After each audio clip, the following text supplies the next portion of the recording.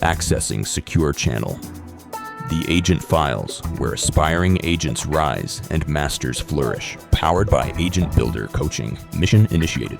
Hi there, this is Peter Fan for Agent Builder Coaching and part of our Mission Possible, the Agent Mastery Academy, where we work with aspiring realtors through to master realtors to get them prepared for, launched in, and succeeding at your career in real estate. And this podcast in particular deals with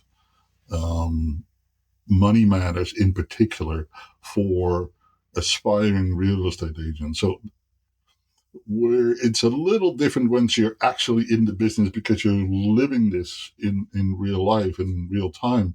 This is really taken from the perspective as how do you prepare for this, right? Money matters in real estate is that you really can't truly prepare for it other than, recognizing that it exists, and that the feast-or-famine concept is a real thing in real estate. And it's almost unavoidable to some degree. There's not a whole lot of control that you can have until you get to a certain threshold level where you're actually over an annual base make more money than you need to live so that you can really start putting some money away.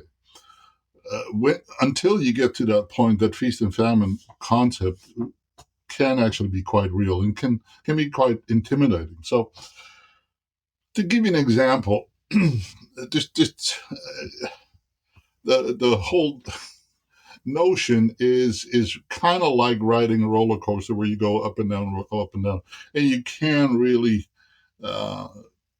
get into these situations where all of a sudden you look up and you thought you had just completed 2 or 3 deals, and it's in fact 2 or 3 months ago, and at that point in time you were actually trying to play catch up on older bills, and all of a sudden, the money that you thought was there is not there. The thought that money was coming and maybe started counting it a little bit too soon because deals weren't actually unconditional, can be a bit scary. Okay, so the let's talk a little bit about all of these things in various ways. It isn't as bad as it sounds. I do have to say that, again, having some money put away for a rainy day, and whether you start off with a slush fund of about 5-6 months worth of living expenses, or that is what you maintain as your barrier, as your safety net, it really a good idea if you can manage that. Okay. Now, some people do that by using credit cards or lines of credit, and I'm not advocating for that because that's very expensive money. Yes, to some degree, you can maybe deduct some of those expenses, but the only expenses that you can deduct is against income. No income, not a whole lot of expenses that you can deduct at that point. So it's kind of an important piece to kind of be aware of all of these things. So talking about income cycles is really what we're going to talk about. And so let's begin now with a bit of a history lesson, I suppose, a walk through typical years in real estate. Now, I know averaging out and generalizing things in real estate is never a good idea because it will bite you in the butt and makes you very humble very quickly, mainly because there are no such thing as average years. Just go back over the last 5, 6, 7 years in society, right? What has all happened? We've had pre-COVID, COVID, post-COVID. We got the Trump years. We got the first set of Trump years.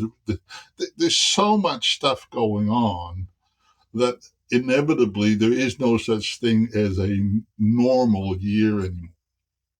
I'm not sure whether there ever was, but it seems to be more pronounced, more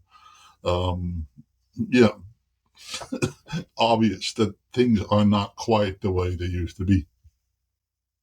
And for some cases, that's a good thing because, hey, there was a wise man that said at some point in time, the good old days are the days when people died when they were 40, right? So, were those the good old days? I don't know. It's hey, uh, don't want to get into the whole philosophy of some of these things, but the reality of it is that there are some commonalities that tend to happen in real estate in an average, normalized, even somewhat unbalanced marketplace from time to time. There are still kind of typical things that happen. The year tends to be a little bit front loaded. So, and what I mean by that, so if you divide the year in quarters, the first 2 quarters of the year tends to be busier than the last 2 quarters. So with the first in the last quarter, or the last in the first quarter, whichever way you want to put it, it depends a little bit when you started in real estate. But if you take a calendar year, January through December, so January through March is not the busiest time of the year, but then April through June is very busy with completions. So think about this. The average time from you working with the buyer to an actual paycheck is somewhere between 60 to 90 days. So when I say that you're doing a lot of completions in uh, April through June, when were you working with those people, right? January through March, right? So it's the reality of this business is that it is always busy, but as far as commission checks, it tends to accumulate a little bit in that second quarter and in the third quarter. Okay. Second and the third quarter. That seems to be the better periods for actual paychecks. Now, the work is earlier, but the paychecks are then. And then out of those 2 quarters, I would say that the second quarter is more results based, more actual paychecks than the third quarter. Okay. So if you divide it in 2 parts of the year, January through June and July through December, it's about 3/5 of the commissions are earned typically in the first half of the year and 2/5 in the second part of the year. Again, big sample. That doesn't mean it applies to you, and it depends on what type of real estate that you're focusing on, because it is entirely possible that if you are really busy with, say, investor type and commercial type transactions, that may actually find yourself doing more completions near the end of the year, but it will still kind of lump together. That's kind of what we're getting at here. You just need to figure out when these, blobs, these accumulations of transactions complete, and figure out how to manage your money and your cash flow accordingly. Because that's really what we're talking about here, is that it is entirely possible that you've got a whole bunch of deals written, but they're all completing in 1 month, right? And so now you've got 4, 5, 6 deals completing in, I don't know, the end of May or the end of June, but you didn't have anything in the first 4 or 5 months. So how do you pay for all of that? How do you work with all of that? Well, in the first years, that is very, very difficult because you're trying to play catch up, right? You spend $5, 6, 7, $8,000 in getting started. Now you're starting to make some money, and it comes in chunks. But the chunks are not really monthly paychecks, and so being able to setting your kind of your budgets, your income management becomes quite important, and it can be stressful to say the least. Okay, so budgeting becomes a very important thing, and not get carried away with, oh, I made 4 or 5 sales, I'm going to spend myself into the standard of living that I wanted, or to overextend yourself with no real substantive consistency in your cash flow. Okay, and the consistency comes from cash flow, comes from consistency in lead generation and follow-up. So the danger with getting busy with completions in one period of the year is also that many agents then forget that to do what got them that busy for that period of time. So again, discipline, consistency always shows up, right? And it's one of the reasons why we see these kind of peaks and valleys in real estate is that agents are busy lead generation, then they get busy servicing the leads that they generated and forget to lead generate for the next week or the next month, right? And so finding a balance that every day you do a little bit of lead generation, every day you do a little bit of follow-up, every day you do a little bit of transactional stuff, right? That way you kind of balance these inconsistencies out way better and way easier than constantly chasing the next deal and forgetting about lead generation and follow-up when you're busy working with buyers and sellers. I know it's easy to kind of fall into that trap of not being consistent with your lead generation and follow-up, but it is really key. Okay, so consistency, discipline also applies with money management, of course, right?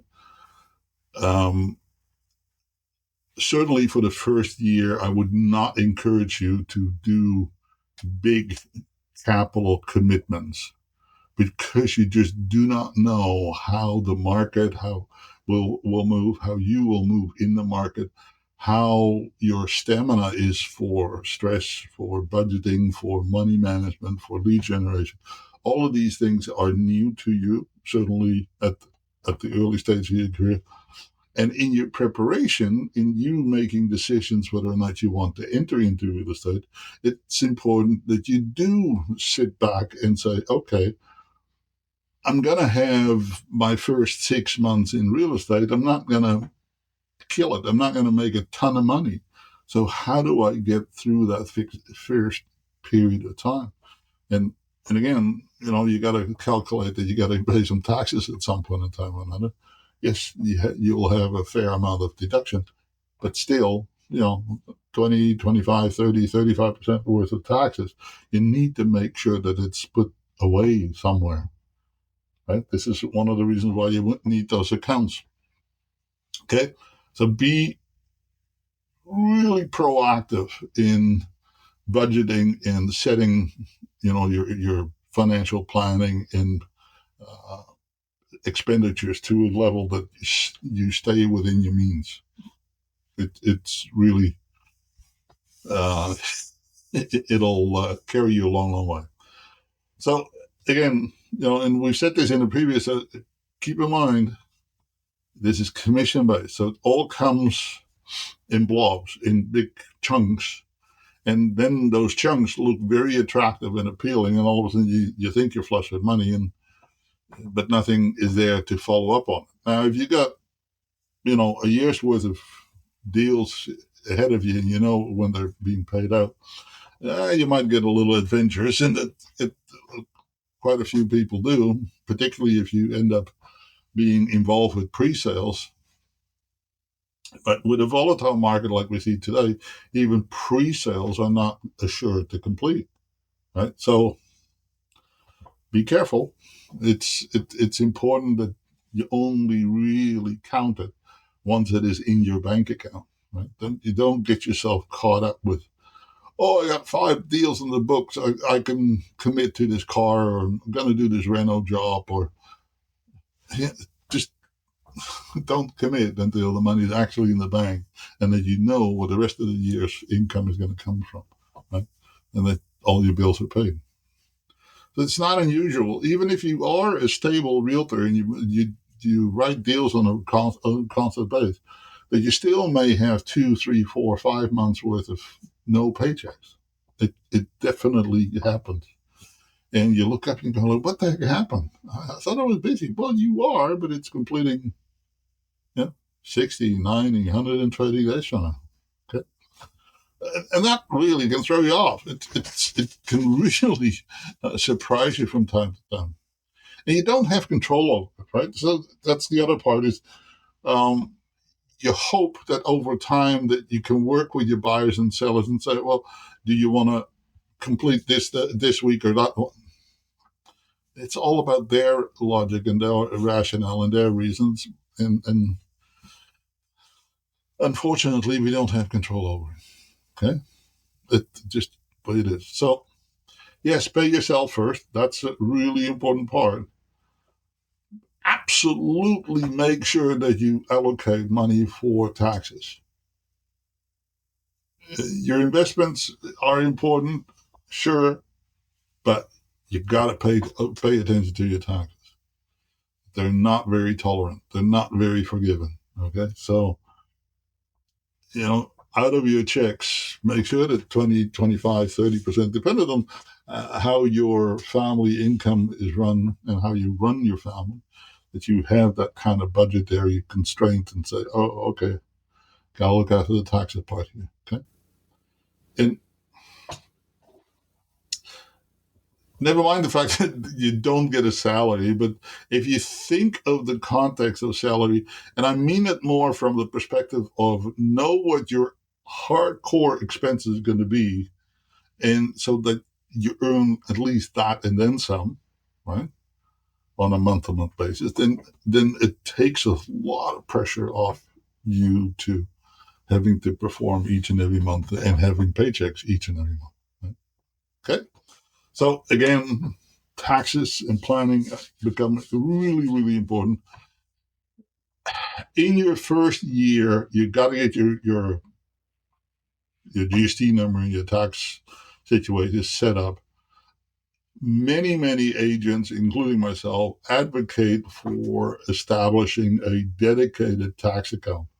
And yes, you can dedicate both income tax and GST in the same account, just because it's your account, it's your bank account, right? It doesn't really matter what you end up using it for. But it's a really good idea that to almost automatically out of each paycheck, you could do it so with the banks that they automatically withdraw X percentage from that and transfer it into this taxes account, GST as well as income tax. Okay. And then use whatever you can for tracking deductible expenses. There are some really easy pieces of technology that will actually download and read your bank statements and therefore can very quickly, almost automatically, find what is deductible, what is not deductible, and then you can manually edit it. So it can save quite a bit of time in your bookkeeping, and then you can give the whole thing over to your tax accountant or whomever you have to do that stuff and do the proper preparation and reporting on it. After your first year most likely will not have to submit quarterly installments to CRA. After your first year, it's quite likely that you will, right? So it becomes even more important that you then pay attention to what your tax bill is going to be. Okay? Hope that makes some sort of sense. So with that, you inevitably start building some resilience, or you need to build some resilience, right? So having a slush fund, 3 to 6 months is ideal. Is it always possible? No. Sorry, it's not always, right? So living within your means, therefore, becomes a key part. So this is actually more mindset, the state of mind stuff than necessarily hard or physically difficult. It's recognizing that the money isn't there until it's actually in your bank. So don't look at that set of transaction record sheets or your spreadsheet that you keep all your income or projected income on. No, don't count that. Only count that is actually in the bank. Because there are just too many unknowns, right? There's too many um, challenges that do show up from time to time that periodically can really throw you off that you think a deal is completing and it isn't, or there's delayed, or there's some other challenge with it. Yes, you want to kind of count it in the context of, okay, it's the paperwork is done and you've done everything you can do, but you still got to just be cautious to count and definitely not spend the money until you actually have it. Okay, so this I'm going to buy this because I know I'm going to do X number of deals over the next 6 months because they're on the books. Not a good idea. Then just wait until those deals are actually in your bank account. Okay, and that by itself will uh, really kind of deal with a lot of the mental stress that people put on themselves by living within your means, operating within your means. Don't spend outside of those means. Don't spend outside of your comfort zone. It's a huge factor, way more so than in the traditional salary environment, for a large part because you are the boss. Right? So yes, nobody's going to look over your shoulder and tap you on the shoulder and say, "Yeah, you shouldn't have, couldn't." No, you need to be able to do that. So that's both good and bad, right? It gives you freedom, but it also gives you responsibility, right? And unfortunately, that responsibility part sometimes gets overlooked. Okay, so this is where the resilience part really becomes important. That's a muscle or a brain function that isn't obvious. People don't obviously have a built-in ability to kind of be cautious and careful what they do with their money. Okay. So exercising commission allocations is a really good idea. Really is a good idea, right? So maybe, and I certainly had a grandma that did something like this. She had little jars, right? Physically had little jars. One was rent, and one was utilities, and one was, well, why not create your own little jars of how you're going to allocate your commission checks? What are you going to do with that? Right? What goes to taxes? What goes to your savings, your utilities, any kind of reinvestment of money? It doesn't really matter how you allocate it, as long as it is within line of what your expectations are. And then, make sure that you and your family can live within those means, right? It's pretty important stuff, actually. It's basic, it's rudimentary. I don't know how many people actually do it.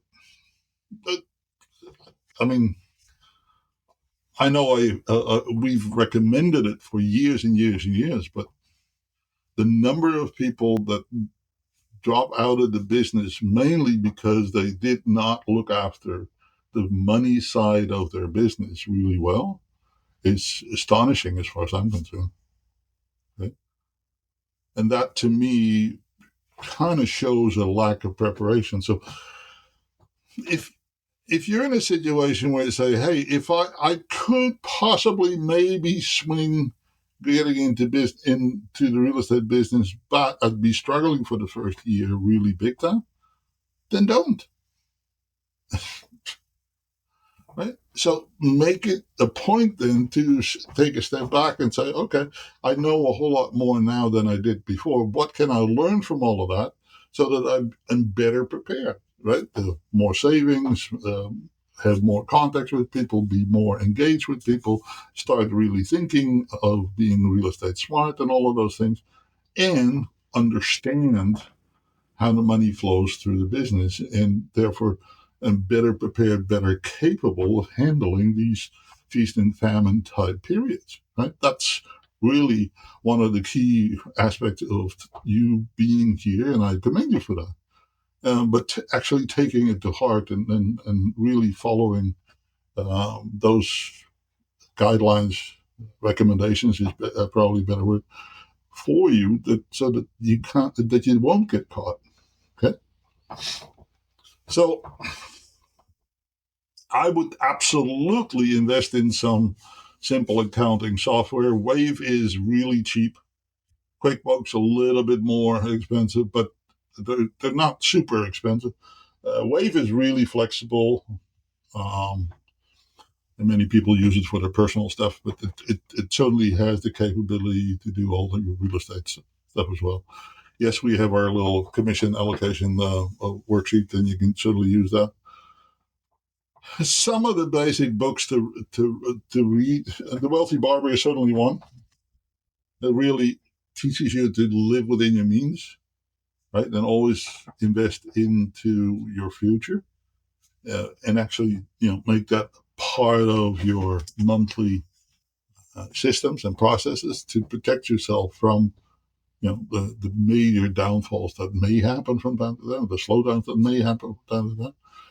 And slowdowns aren't universal, by the way, right? Not everybody is slowing down at the same pace in the same place in the same time zone, even, right? So it's entirely possible that you may not see a slowdown because you're doing all the work of staying in touch and with people and ensuring that you truly know where people are. So, yes, be aware and attentive to what's going on around you, but you can foolproof yourself by being consistent and disciplined in your lead generation and follow up. Okay? So, that's certainly one of the tips that I would give you is that pay attention to your lead generation and your follow ups, and budgeting becomes a lesser problem. It becomes still a reality from time to time, but it's not as painful. So, again, consistency, discipline, and lead generation in business development, but also in money matters, right? And it really does matter. Okay. So the question here is, if you received $10,000 today, how much would you actually keep? Right? How much of that $10,000 goes through all of these various entities, whether it's your split via company or staffing or whatever? How much money stays in your pocket? That $10,000. It's a really good exercise to kind of understand and realize, all of these pieces and all of these people that are nibbling away on your money. And unfortunately, you're going to be somewhat disappointed when you find out how much is actually being eaten away by stuff. Right? So, all right. So, like I said, your exercises are, start budgeting. I use little jars or create a plan that that you put away 20% of your check for taxes, and 10% for savings, and 10% for your business development and growth. Create some tax accounts. If you're serious about this business, you're definitely going to enter this business. Make sure that you have one account that is set up for your commissions and possibly just specifically for taxes, so that you have a dedicated account for that purpose. It will save you a lot of headache later on. Okay, especially if you're really really protective of it, then make sure that nobody can get to it, including yourself. So this is one of those ones where you want to have double entry approvals and what have you, and to make sure that you're not spending it on stuff that isn't really resolving any kind of tax situation that you may or may not run into. Okay. Now, if there's any questions, I hope this chapter, this section, it's not quite as long as far as information, but it doesn't take away the significance of it. Okay. Working with your budget, working with these inconsistencies of income is, I'm going to say, one of the areas where you can really mature in the business by being cautious, being careful as to not only who, where, and what kind of money you spend, but that you truly hold it accountable against your plans, your objectives, your purpose to be in this business, right? And if the money or the demands on your money are such that they are inconsistent with your plans, your dreams, your hopes, your wishes, then maybe take a pause, right? And that may be is likely the best advice I can give you for today is that hit that pause button once in a while and not spend it. Okay, just do I really need to spend this money? What is the benefit to me for that money? Right? It's a valid question to ask, and you're going to find that you become more aware as to when your money comes in and when it's going to get spent. Then you're also going to become more aware as to, hey, maybe now is not the right time to spend more money. Right? Okay. If you get stuck with any of this stuff, if you're concerned about it, if you have questions about it, we refer you back to some of the tools that we've identified. But anytime, feel free to reach out. And otherwise, I'll see you in the next episode. You have a fantastic week. All the best. File saved. The Agent Files. For more missions, agents' tools, and tactical strategies, subscribe and follow the Agent Files, powered by Agent Builder Coaching. Until next time, stay sharp. Your next mission awaits.